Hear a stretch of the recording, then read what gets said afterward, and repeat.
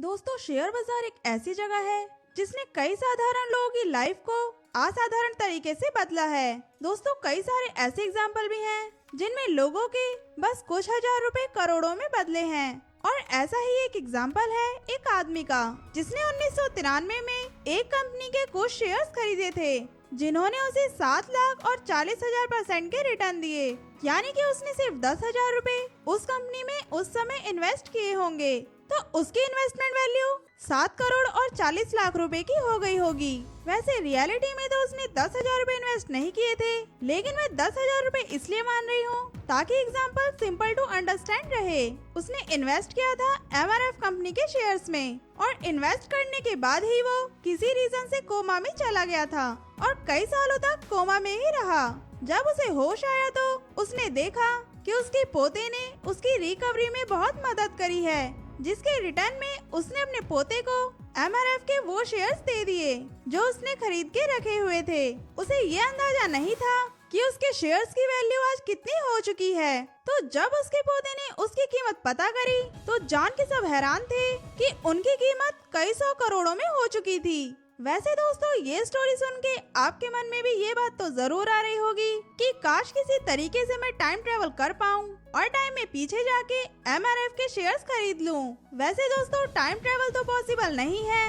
खैर, आपको इसकी जरूरत भी नहीं है, क्योंकि आज भी MRF जैसी बहुत सारी ऐसी कंपनीज हैं जो आगे चल के पोटेंशियल मल्टीबैगर बन सकती हैं। यानी कि दोस्तों, कई गुना के रिटर्न दे सकती हैं, और आप ऐसी कंपनीज खुद भी ढूंढ सकते हो। इनफैक्ट आप थोड़ी बहुत रिसर्च करोगे तो आप ढूंढ भी लोगे और शायद उसमें राइट टाइम पे इन्वेस्ट भी कर दो। लेकिन दोस्तों, एक बात मैं डंके की चोट पे कह सकती हूँ कि अगर आप राइट टाइम पे राइट शेयर में इन्वेस्ट कर भी दोगे, फिर भी आप उससे मल्टीबैगर रिटर्न ले ही नहीं पाओगे। और ये बात कहने के पीछे मेरी इंटेंशन आपको डिमोटिवेट करने की बिल्कुल भी नहीं है। इनफैक्ट मैं तो इस वीडियो के जरिए से आपको कुछ ऐसा सिखाना चाहती हूँ जिसको सीखे बिना आप कभी भी एक सक्सेसफुल इन्वेस्टर नहीं बन पाओगे। And most of the investors भी इसी एक पहलू में चूक करते हैं, जिस कारण वो कभी भी वेल्थ नहीं बना पाते। दोस्तों, मैं ये सब आपको हमेशा की तरह सिंपल एग्जांपल्स के थ्रू समझाऊंगी, जिससे कि आप इजीली सब कुछ समझ पाएं एंड इम्प्लीमेंट भी कर पाएं। लेकिन दोस्तों, उससे पहले जल्दी से वीडियो को लाइक और चैनल को सब्सक्राइब कर दो, ताकि मैं जब भी आपके लिए ऐसी वीडियोस लाऊं तो सबसे पहले नोटिफिकेशन आपके पास ही आए। तो दोस्तों, मिलिए हमारे और आपके जैसे तो फॉलो इन्वेस्टर्स गगन और पवन से। गगन और पवन दोनों ही कजन हैं और दोनों की आपस में बहुत ही बनती है। वो दोनों हर बात एक दूसरे के साथ शेयर भी करते हैं। एक दिन पवन कहीं से स्टॉक मार्केट के बारे में सुन लेता है। उसे मालूम पड़ता है कि स्टॉक मार्केट में बहुत पैसा है और ये उसे करोड़पति भी बना सकता है। पवन स्टॉक मार्केट में इतना इंटरेस्टेड हो जाता है कि वो ठान लेता है कि चाहे जो भी हो जाए वो स्टॉक्स में इन्वेस्ट करेगा।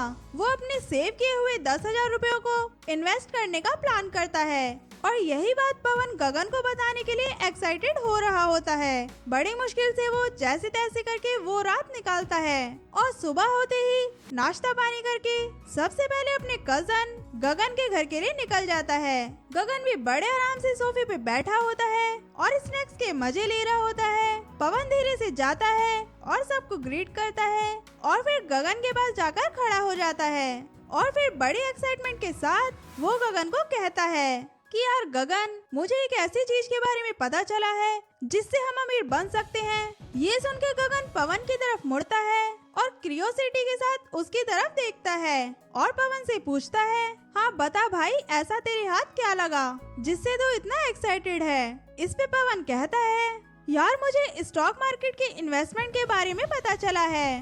मैंने सुना है कि अगर हम अच्छे स्टॉक्स में इन्वेस्ट करते हैं तो हम अच्छे रिटर्न्स ले सकते हैं और उससे हम बहुत अमीर बन सकते हैं। और मैंने तो सोच लिया है कि मैं 10,000 रुपए की सेविंग्स को स्टॉक्स में ही इन्वेस्ट करूंगा। इनफैक्ट मैं तो तुझे भी इंसिस्ट करूंगा, तुझे भी स्टॉक्स में इन्वेस्ट करना चाहिए।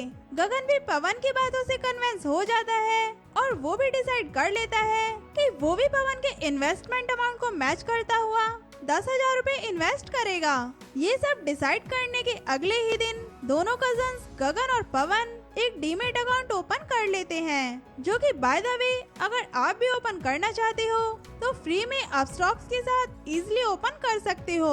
मैं इसका लिंक डिस्क्रिप्शन में दे दूंगी। अभी स्टोरी की तरफ बढ़ते हैं। तो गगन और पवन डीमेट अकाउंट ओपन करते हैं और उसके बाद कंपनीज को फाइंड करने में लग जाते हैं। गगन इन्वेस्ट करता है एक FMCG कंपनी के स्टॉक में और पवन इन्वेस्ट करता है एक IT कंपनी के स्टॉक में। पैसे इन्वेस्ट करने के बाद गगन अपने काम में बिजी हो जाता है और हार्डली कभी कभी अपनी इन्वेस्टमेंट को चेक करता है, लेकिन वहीं पवन डेली अपने पोर्टफोलियो को ट्रैक करता है। जिस दिन उसका शेयर ऊपर जाता है उस दिन पवन पूरे दिन खुश रहता है, सबके साथ हंस के बात करता है। लेकिन जिस दिन उसका शेयर नेगेटिव होता है उस दिन ना तो वो किसी से अच्छे से बात करता है और ना ही काम पर ध्यान देता है, बस पूरा दिन चिड़चिड़ा ही रहता है। यूं ही करते कराते एक साल बीत जाता है और पवन बहुत खुश होता है क्योंकि उसका शेयर एक ही साल में 2 गुना हो चुका होता है, जबकि गगन का शेयर बस 25% ही बढ़ा होता है। पवन की खुशी का कोई ठिकाना नहीं होता और वो सोचने लगता है कि मेरे पैसे इस शेयर से तो डबल हो गए हैं, तो मैं प्रॉफिट बुकिंग कर लेता हूँ और फिर किसी और ऐसे ही शेयर में इन्वेस्ट करूँगा जो कि मुझे ऐसे ही रिटर्न दे पाए। और उसी सोच के साथ वो अपने इन्वेस्टमेंट को सेल कर देता है। वहीं दूसरी तरफ गगन भी एक बार के लिए पवन के रिटर्न्स के साथ अपने रिटर्न्स को कंपेयर करके निराश होता है और वो भी अपने इन्वेस्टमेंट सेल करने की सोच लेता है। लेकिन फिर गगन थोड़ी सी कैलकुलेशन करता है और सोचता है कि यार पैसे तो हम सब सेव ही करते हैं, या तो सेविंग्स अकाउंट में या फिर FD में, और वहाँ भी तो हमें 3 से 6% के ही रिटर्न मिलते हैं, तो इस शेयर्स के रिटर्न तो इनसे 5 गुना ज्यादा है और इस हिसाब से तो ये एक बहुत बड़ी इन्वेस्टमेंट हुई। इस छोटी सी कैलकुलेशन से गगन में इतना ज्यादा कॉन्फिडेंस आ जाता है कि वो अपने इन्वेस्टमेंट अमाउंट को बढ़ाने की सोचता है और थोड़े थोड़े पैसे जब भी उसके पास होते हैं तो वो शेयर में इन्वेस्ट कर देता है और ऐसे करते करते वो टोटल 1 लाख रुपए इन्वेस्ट कर देता है उस शेयर में। दोस्तों अब सीधा बढ़ते हैं 20 साल आगे और देखते हैं कि दोनों में से कौन ज्यादा अमीर हुआ, गगन या फिर पवन। वैसे तो दोस्तों पवन को ज्यादा अमीर होना चाहिए बिकॉज उसने तो पहले ही साल में पैसे डबल कर लिए थे, लेकिन अफसोस ऐसा बिल्कुल भी नहीं हुआ। इनफैक्ट वो तो अपने 10,000 रुपयों को 1 लाख भी नहीं बना पाया। जिस कंपनी को उसने 100% के रिटर्न मिलने पर भी बेच दिया था, आगे चल के उस कंपनी ने 1000 गुना के रिटर्न दिए, लेकिन पवन ने तो उसे 2 गुना होने पर ही बेच दिया था, इसलिए वो उससे कुछ खास फायदा नहीं उठा पाया। इनफैक्ट उसने मल्टीपल टाइम इस शेयर में दोबारा भी इन्वेस्ट किया, लेकिन हमेशा 2-3 गुना होने पर ही वो उसे बेच देता। दोस्तों यही कारण था कि वो आज भी फाइनेंशियल स्ट्रगल कर रहा है। दोस्तों वहीं गगन के शेयर ने 20 सालों में कंपाउंडेड ईयरली 26% के रिटर्न दिए हैं, जिसके चलते उसके शेयर 100 गुना के हो चुके हैं और उसकी इन्वेस्टमेंट भी 1 लाख से ग्रो होकर 1 करोड़ की हो चुकी है। दोस्तों ये स्टोरी तो फिक्शनल है, लेकिन इस कहानी में बहुत ही इम्पोर्टेंट लेसन छिपे हैं जो कि रियलिटी में आपकी बहुत मदद कर सकते हैं। लेसन नंबर 1, अवॉइड एक्शन बाइस। जैसा कि आपने देखा कि पवन ने एक बेहतरीन स्टॉक पिक किया था, स्टिल वो उससे पैसे नहीं कमा पाया। क्यों? अपने एक्शन बाइसनेस की वजह से। पवन हर रोज अपने पोर्टफोलियो को ट्रैक करता रहा। उसे ऐसा लगता है कि अगर वो अपने पोर्टफोलियो को एक्टिवली चेक करता रहेगा तो वो ये फील करता रहेगा कि वो कुछ न कुछ कर रहा है, यानी कि कोई ना कोई एक्शन ले रहा है, और इसे ही कहते हैं एक्शन बाइसनेस। हमारी कंडीशनिंग को इसके पीछे का रीजन बताया जाए या किसी और चीज को, लेकिन हम ह्यूमंस नेचुरली कंडीशन होते हैं ये सोचने के लिए कि अगर हम कुछ मेहनत करेंगे तभी हमें इन रिटर्न फल मिलेगा। हमें यही सिखाया गया है कि अगर तुम कुछ करते रहोगे तभी तुम्हें रिजल्ट्स मिलेंगे, लेकिन अनफॉर्चुनेटली ये बाइसनेस लॉन्ग टर्म इन्वेस्टिंग में काम नहीं करता। इनफैक्ट हमें इसके अपोजिट अप्रोच रखनी पड़ती है, जो कि है अच्छे शेयर्स खरीदो और फिर भूल जाओ। जैसे कि वीडियो में स्टार्टिंग में आपने देखा कि वो आदमी जिसने MRF के शेयर्स खरीदे थे वो इन्वेस्टमेंट करने के बाद ही कोमा में चला गया था, जिस कारण वो कभी अपने पोर्टफोलियो को चेक नहीं कर पाया, और यही रीजन बना जिस कारण वो MRF से इतने ज्यादा रिटर्न्स ले पाया। जबकि हम क्या करते हैं, पूरा पूरा दिन स्क्रीन के सामने बैठे रहते हैं, चार्ट को अप डाउन होते हुए देखते रहते हैं, और फिर फेयर और ग्रिड के कारण रॉन्ग टाइम पे शेयर सेल कर देते हैं, और कभी भी उनके लॉन्ग टर्म के रिटर्न का फायदा नहीं ले पाते। अगर आप नहीं चाहते कि आपकी इस बाइसनेस की वजह से आपको एक बड़ा प्राइस पे करना पड़े, तो सबसे पहले आपको ये करना है कि शेयर्स को ट्रैक करने की बजाय कंपनी की परफॉर्मेंस को ट्रैक करना शुरू करें। अगर कंपनी का बिजनेस ग्रो कर रहा है तो शेयर प्राइस को भी ग्रो होना ही पड़ेगा।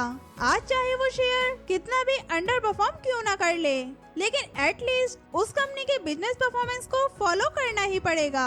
तो अगर आप खुद को बिजी रखना ही चाहते हो तो कंपनी के बैलेंस शीट, उसके प्रॉफिट एंड लॉस स्टेटमेंट और उसके फंडामेंटल को रीड करने में बिजी रखो। ये आपको ज्यादा कॉन्फिडेंस देगा। एंड सेकंड, आप ये भी कर सकते हो कि आप जिस भी ब्रोकर को यूज करते हो इन्वेस्टमेंट करने के लिए, उनकी वेबसाइट का इस्तेमाल करो शेयर बाय करने के लिए, बजाय ऐप इंस्टॉल करने का। इससे आप बार बार ऐप को ओपन नहीं करोगे एंड हेंस आपकी मेंटल पीस भी बरकरार रहेगी। Second lesson is don't by shares if you can't hold them long enough. दोस्तों, गगन की स्टोरी में आपने देखा कि गगन ने कुछ खास तीर नहीं मारा, फिर भी उसने बहुत अच्छे रिटर्न्स लिए। उसने अलग अलग स्टॉक्स को ढूंढने के लिए बहुत ज्यादा मेहनत भी नहीं करी। उसने सिंपली जो एक शेयर खरीदा उसी के साथ 20 सालों के लिए स्टिक रहा। गगन का मेथड सिंपल था कि उसका खरीदा शेयर सेविंग्स अकाउंट और FD से ज्यादा रिटर्न दे रहा है, तो देयर इज नो पॉइंट कि वो सेल करे। दोस्तों, हमें क्या चाहिए होता है, अपनी सेविंग्स पे हाई रिटर्न्स, राइट। फिर जब हम स्टॉक मार्केट में एंटर करते हैं तो हमारी एक्सपेक्टेशन इतनी गलत क्यों हो जाती है?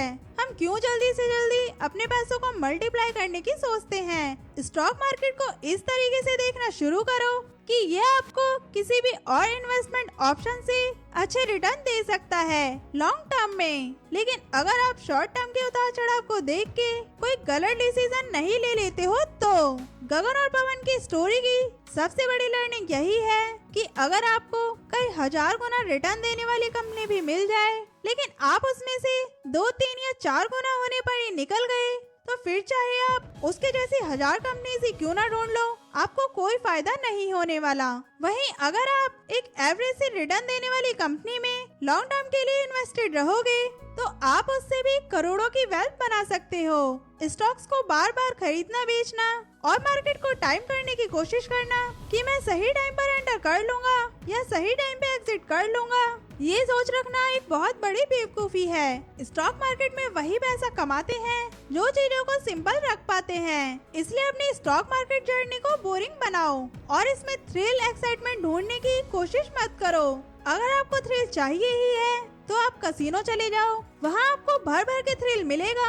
और दोस्तों, एक बात ये भी कि कई सारे लोग हैं जो ये कहते हैं कि यार 20-25 सालों में 1 करोड़ रुपए कमाने के लिए मैं क्यों इन्वेस्ट करूं, तो इससे अच्छा मैं उन पैसों से एंजॉय न कर लूं। तो ऐसे लोगों से मैं क्वेश्चन पूछना चाहूंगी कि क्या आप कभी भी पैसा सेव नहीं करोगे? कि क्या आप सेविंग अकाउंट में भी एक भी पैसा नहीं रखोगे? सब कुछ मौज मस्ती में ही उड़ा दोगे? अगर हाँ, तो फिर आप ये वीडियो देख ही क्यों रहे हो? ये वीडियो तो उन लोगों के लिए है जो पैसा सेव करते हैं और उन पैसों को इन्वेस्ट करने का एक सही तरीका ढूंढ रहे हैं। एक एवरेज मिडिल क्लास का एक फैमिली पर्सन हमेशा फ्यूचर के लिए सेविंग्स करता ही है। हमारे पेरेंट्स ने भी करी है और हम भी सेव करेंगे ही। तो अब आप बताइए कि अब अगर आपके पास 2 ऑप्शन हो, 20 साल बाद 1 करोड़ रुपए या फिर कुछ भी नहीं, तो आप कौन सा ऑप्शन चूज करोगे? अगर इस वीडियो को इस पॉइंट तक देखने के बाद भी कुछ भी नहीं बोलने वाले लोग बैठे हुए हैं, तो मैं आपको यही कहूँगी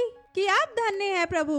सो आई एम जोकिंग। दोस्तों, ये वीडियो आपको अच्छे शेयर कैसे ढूंढने हैं ये सिखाने के लिए नहीं बनाई गई है, बल्कि आप कैसे अच्छे इन्वेस्टर बन सकते हो ये सिखाने के लिए बनाई गई है। बिकॉज पहले आप अच्छे इन्वेस्टर बनोगे तभी तो आप अच्छे शेयर ढूंढ पाओगे। दोस्तों, उम्मीद करती हूँ कि ये वीडियो आपको एक बेहतरीन इन्वेस्टर बनाने में मदद करेगी। नेक्स्ट वीडियो में हम अच्छे बिजनेस को कैसे फाइंड करें उसके बारे में जानेंगे, जिससे आप अच्छे स्टॉक्स को पिक कर पाओगे। So stay tuned. अभी के लिए बस इतना ही। अगर आज की ये खास वीडियो आपको पसंद आई हो तो वीडियो को लाइक करो और ऐसी ही वीडियोस फर्दर देखने के लिए चैनल को सब्सक्राइब करो।